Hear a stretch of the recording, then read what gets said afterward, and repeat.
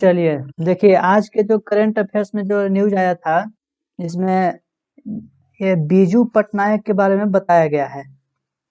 बीजू पटनायक एक स्वतंत्रता सेनानी थे जो उड़ीसा के तीसरे मुख्यमंत्री रह चुके थे। जो हाल ही में इंडोनेशिया बीजू पटनायक और इंडोनेशिया के कुछ लोगों की वजह से ज़्यादा कंट्रोवर्सी हो गया था। जैसे कि एक होता है ना, 1950 के समय में जो इंडोनेशिया के जो प्रेसिडेंट थे सुरकानो नाम था इस तरह का, वो उस वक्त बीजू पटनायक जो है ना उनका बहुत मदद किए थे। उड़ीसा के थे वो। हाँ, वही वही इंडोनेशिया वाले जो है ना, इंडोनेशिया वाले बीजू पटनायक के नाम पर एक रूम बना रहे हैं, क्योंकि इंडोनेशिया के लोगों के लिए बीजू पटनायक जो है ना एक महत्वपूर्ण भूमिका निभाए थे उस वक्त। इसीलिए इंडोनेशिया के लोगों ने अभी जो प्रेजेंट में जो वहाँ के जो राष्ट्रपति या प्रधानमंत्री है, वो बीजू पटनायक के नाम पर एक रूम बनाने वाले हैं, एक याद में इंडोनेशिया एम्बेसी में। इंडोनेशिया के एम्बेसी ने अभी हाल ही में ये बताया गया है। अभी जो उड़ीसा के जो मुख्यमंत्री कौन है, नवीन पटनायक। नवीन पटनायक के पिताजी थे बीजू पटनायक, जो एक तीसरे मुख्यमंत्री रह चुके थे उड़ीसा के। उड़ीसा के तीसरे मुख्यमंत्री थे बीजू पटनायक। उस वक्त इंडोनेशिया में कुछ ऐसा हड़कंप वगैरह या आतंकवाद टाइप के इस तरह का कुछ लड़ाई झगड़ा वाला मैटर चल रहा था।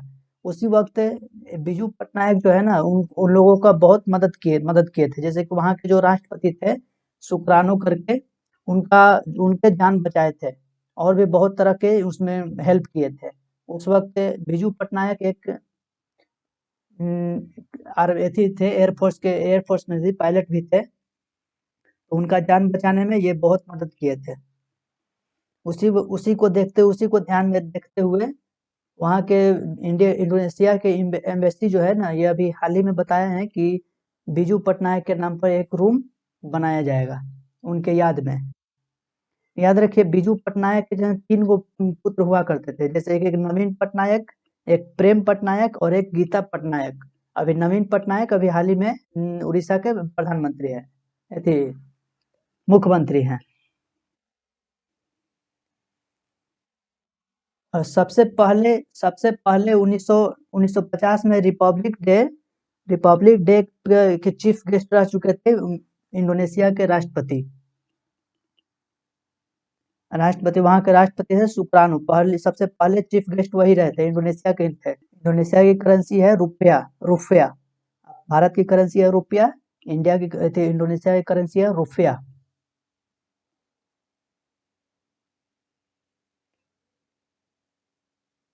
वहाँ के उस वक्त इंडोनेशिया के वाइस प्रेसिडेंट थे हट हटजा करके इस तरह से कुछ थे, और प्राइम मिनिस्टर सुल्तान शारजा। हाँ, चीफ गेस्ट बने थे पहली बार। सबसे पहली बार चीफ गेस्ट कौन बने थे रिपब्लिक डे पर? इंडोनेशिया के राष्ट्रपति। इंडोनेशिया के राष्ट्रपति कौन थे? सुकार्नो। वहाँ के वाइस प्रेसिडेंट उस वक्त कौन थे? हटजा। और प्राइम मिनिस्टर कौन थे? सुल्तान शारजा।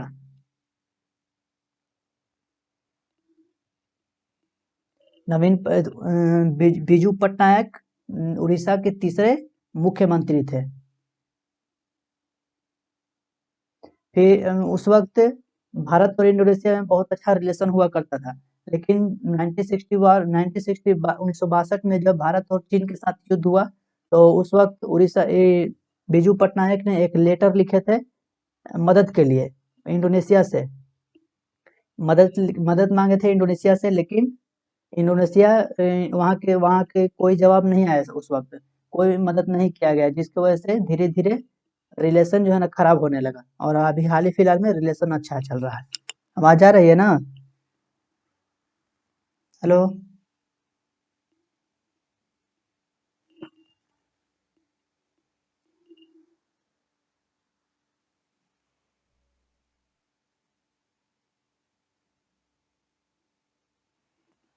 देखिए, फिक्की और टीआईएस और अजीज प्रेमजी यूनिवर्सिटी, ये तीनों मिलकर एक ड्राफ्ट पॉलिसी बनाना चाह रहे हैं, नैनो माइक्रो इंटरप्राइजेज के रूप में। ताकि उद्योग में 12% के ग्रोथ करने के लिए, बढ़ावा देने के लिए, बढ़ाने के लिए ऐसा किया जा रहा है। यूएन यूजनेट द्वारा, यूजनेट का फुल फॉर्म होता है उद्योग संघक इंटरप्राइजेज नेटवर्क। पेपर में आपसे पूछेंगे यूजनेट का फुल फॉर्म क्या होता है? उद्योग संघक enterprises network.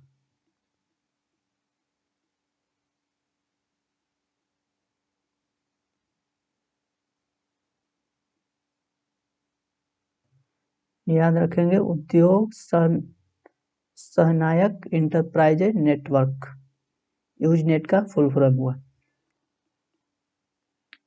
FICCI, TIWS and Azim Premji University, ये तीनों मिलकर नैनो माइक्रो इंटरप्राइजेज में एक ड्राफ्ट पॉलिसी बनाने जा रहा है। ड्राफ्ट पॉलिसी बनाने के लिए बोला गया है। इसमें उद्योग में 12% की ग्रोथ होगी।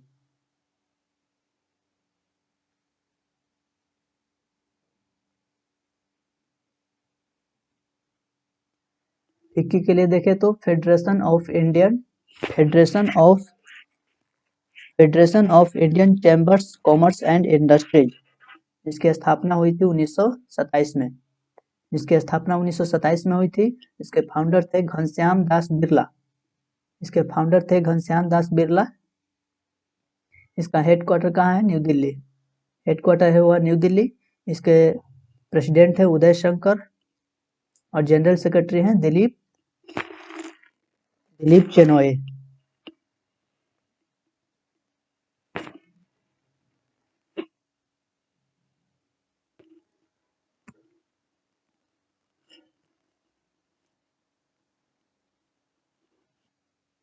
एक बार फिर से देखते हैं। फिक्की, टीश और अजीज प्रेमजी तीनों ने मिलकर नैनो माइक्रो इंटरप्राइजेज में 12% उद्योग को बढ़ाने के लिए एक ड्राफ्ट पॉलिसी बनाई है यूजनेट, मतलब कि उद्योग सहायक इंटरप्राइजेज नेटवर्क।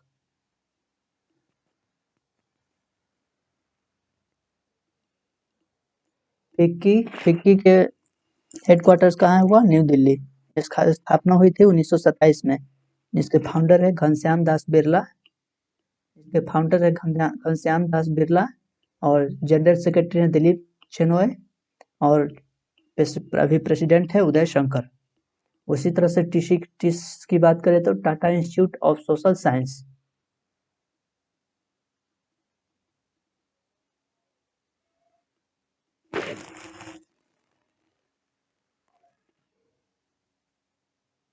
जिसके फाउंडर कौन है? JRD टाटा। डायरेक्टर है शालिनी भारती। 1936 में इसकी स्थापना हुई थी। 1936 में इसकी स्थापना हुई थी और इसका हेडक्वार्टर है मुंबई।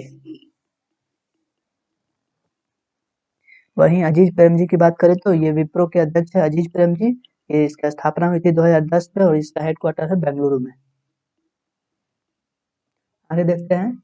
अभी जैसे कि हाल ही में इंडिया और फ्रांस का एक्सरसाइज हुआ है, युद्धाभ्यास हुआ है। इंडिया फ्रांस का युद्धाभ्यास कहाँ हुआ है? जिसको जो डिजर्ट नाइट 21 के नाम से जाना जाता है। अभी तीन अभ्यास हुआ था, जिसमें वरुण, गरुड़, शक्ति। वरुण नेवी के लिए होता है, गरुड़ वायुसेना के द्वारा किया जाता है और शक्ति आर्मी के द्वारा किया जाता है।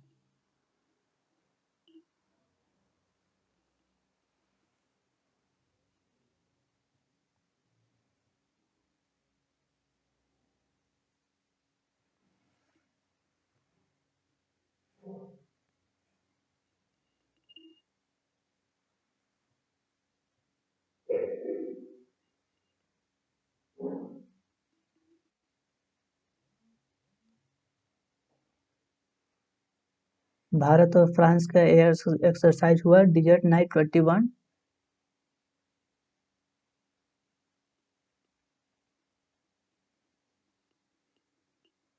जिसमें कौन कौन भाग लिया था? Rafale aircraft, Rafale aircraft, Sukhoi 30, MKI and Mirage, ये सब युद्धाभ्यास में भाग लिए थे। उसी तरह से संप्रीत देखे तो इंडिया और बांग्लादेश के बीच होती है। मित्र शक्ति भारत और श्रीलंका के बीच। मैत्री एक्सरसाइज होता है भारत और इंडिया और थाईलैंड के बीच। विजय पहर इंडिया और यूएसए। युद्धाभ्यास इंडिया और अमेरिका के बीच। नामोदिक एलिफेंट इंडिया और मंगोलिया के बीच। गुरुदार शक्ति इंडिया और इंडोनेशिया के बीच। शक्ति एक्सरसाइज भारत और फ्रांस के बीच। धर्म गार्जियन इंडिया और जापान के बीच। सूर्य किरण इंडिया और नेपाल के बीच। और हैंड इन हैंड एक्सरसाइज होता है भारत और चाइना के बीच। तो ये सब आपसे पेपर में पूछा जाएगा कि मित्र शक्ति किसके बीच होता है, मित्र शक्ति युद्धाभ्यास किसके साथ होता है, तो भारत और श्रीलंका के बीच।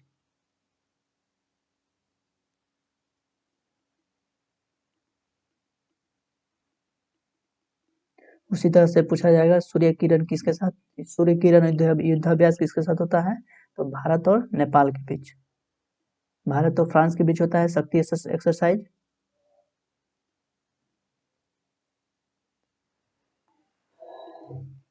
हलवा सेरेमनी, जैसे कि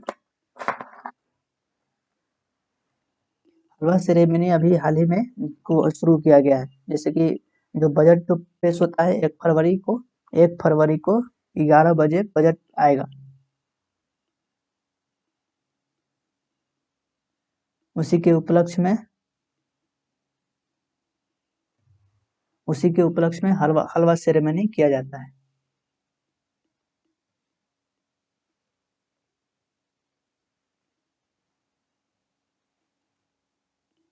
उन्नीस के बाद इस बार बजट में बहुत कुछ चेंज देखने के लिए मिलेगा। जैसे कि 1947 के बाद पहली बार डॉक्यूमेंट प्रिंट नहीं होगा। इस बार एक ऐप लॉन्च किया जाएगा, बजट मोबाइल एप्लीकेशन, जिसके द्वारा सभी मेंबर ऑफ पार्लियामेंट को दिया जाएगा। और उसके बाद जनरल पब्लिक को दिया जाएगा। हलवा सेरेमनी दिल्ली के नॉर्थ ब्लॉक में किया जाता है। पहले हलवा सेरेमनी दिल्ली के नॉर्थ ब्लॉक में किया जाता है। देखिए जैसे कि हलवा सेरेमनी हो रहा है दिल्ली के नॉर्थ ब्लॉक में किया जाता है। पहले रेलवे और बजट अलग अलग होता था, अब एक साथ होता है। इस बार पेपरलेस होगा, जैसे कि पेपर में नहीं होगा, एक मोबाइल एप्लीकेशन के थ्रू होगा इस बार। ये एक अच्छा है। पेपर में आपसे पूछेंगे कि मोरारजी सबसे ज्यादा बार बजट कौन पास किया है, तो मोरारजी देसाई 10 बार। सबसे ज्यादा बजट मोरारजी देसाई ने पेश किए हैं 10 बार। और उसके बाद पी चिदम्बरम 9 बार। सबसे पहला महिला अगर पूछा जाए तो इंदिरा गांधी, और उसके बाद निर्मला सीतारमण।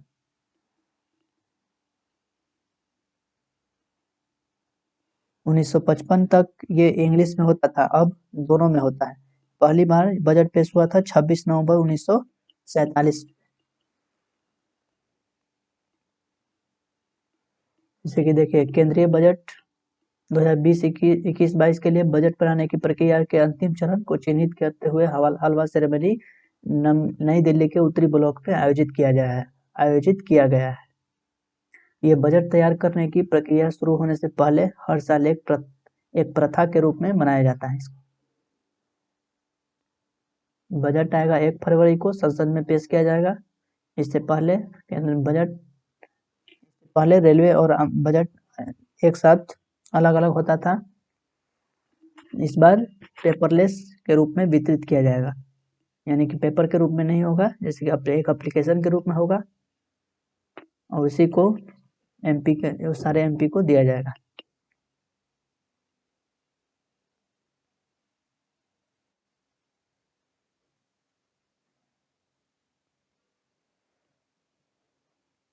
केंद्रीय बजट मोबाइल एप्लीकेशन लॉन्च किया जाएगा। पेपर में आपसे ये पूछा जाएगा कि अभी हाल ही में बजट के लिए कौन सा एप्लीकेशन लॉन्च किया गया है, तो बजट मोबाइल एप्लीकेशन।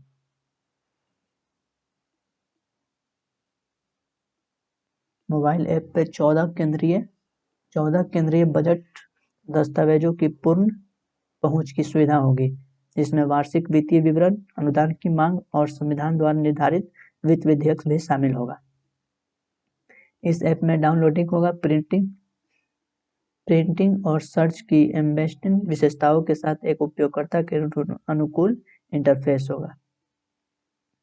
उसी तरह जैसे कि मोरारजी देसाई ने 10 बार केंद्रीय बजट पेश किए हैं, जो एकल वित्त मंत्री के बाद सबसे अधिक है। उसके बाद पी चिदम्बरम के साथ 9 को।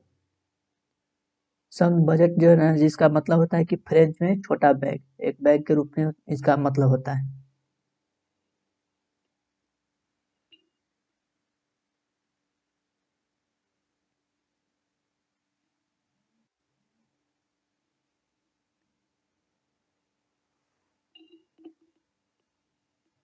– 2017 तक रेलवे और यूनियन बजट अलग अलग प्रस्तुत किया जाता है, जिसके बाद ये एकल प्रस्तुति में विलय हो गया। इंदिरा गांधी 1970 में बजट पेश करने वाली पहली वित्त मंत्री थी। इसके बाद 2019 में निर्मला सीतारमण ने पेश किया।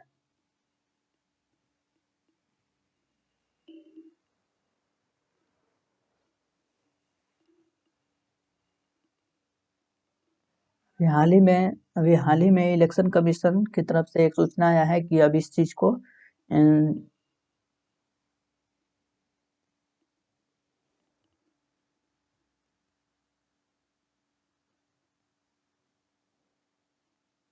25 जनवरी को नेशनल वोटर डे मनाया जाता है, क्योंकि 25 जनवरी 1950 को इलेक्शन कमीशन का फॉर्मेशन हुआ था।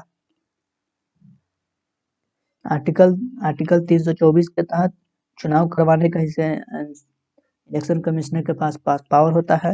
ये प्रेसिडेंट का करवाते हैं, वाइस प्रेसिडेंट का, लोकसभा, राज्यसभा, विधानसभा, विधान परिषद का, ये सब चुनाव करवाते हैं।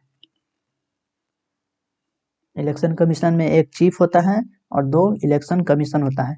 एक चीफ इलेक्शन कमीशन होता है और 2 अन्य इलेक्शन कमीशन होता है। इलेक्शन एक चीफ होते हैं अभी सुनील अरोड़ा है, और इलेक्शन कमीशन है राजीव कुमार और सुजीत चंद्रा। इनको हटाने के लिए वही प्रक्रिया किया जाएगा जिस तरह से चीफ जस्टिस ऑफ इंडिया का होता है। इन्हें भी उसी तरह से किया जाएगा। संसद में बिल पास होगा और 2/3 बहुमत से बिल पास होनी चाहिए, लोकसभा और राज्यसभा दोनों में। अब तक ऐसा नहीं हुआ है। और वही इलेक्शन कमीशन हटाने की बात करें तो यह प्रेसिडेंट कर सकता है, किसके सलाह पर? चीफ इलेक्शन कमीशन के सलाह पे। आज के लिए इतना ही, मिलते हैं फिर अगले वीडियो में कुछ और करंट अफेयर्स के साथ। तब तक के लिए जय हिंद, और चैनल को सब्सक्राइब कर लीजिए, बेल आइकन को जरूर दबाइएगा ताकि जो भी वीडियो आएगा सबसे पहले आपको पता चलेगा। यदि वीडियो अच्छा लगे तो कमेंट करें। जय हिंद।